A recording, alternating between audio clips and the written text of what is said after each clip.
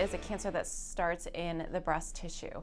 There are many different types of breast cancer based on the size, the anatomy of the breast cancer, as well as the biology of the breast cancer that requires different treatments. So not all breast cancer is the same.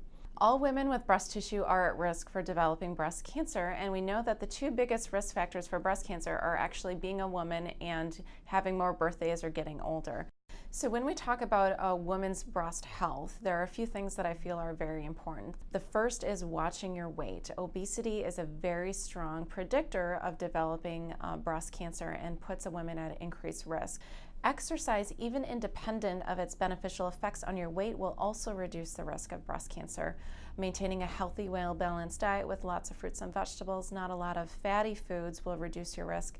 And we also know that significant alcohol intake over time will increase a woman's risk of developing breast cancer. So really it boils down to a healthy, well-balanced lifestyle with not a lot of excess. We first talk about screening of women who are at average risk, meaning that they do not have an extensive family history of breast or ovarian cancer.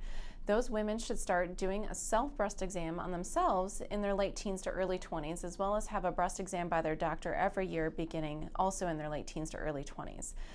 Women of average risk should also start having a mammogram done once a year, every year, beginning at the age of 40. Our goal of doing mammograms is actually to find a breast cancer at a very small stage. When we do a mammogram, we're actually looking to identify a cancer when it's too small to feel with a breast exam.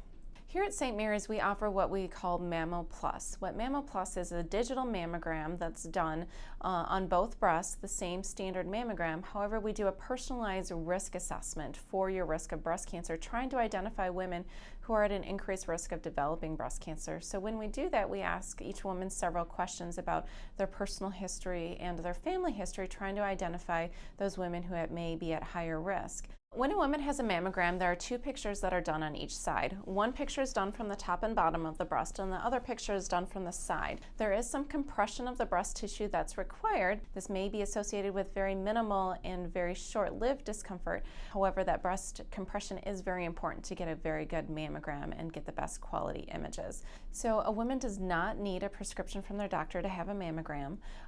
They can call St. Mary's Breast Center and schedule a mammogram that way. And each woman who schedules a screening mammogram is automatically going to have that Mammo Plus mammogram that includes their personalized risk assessment.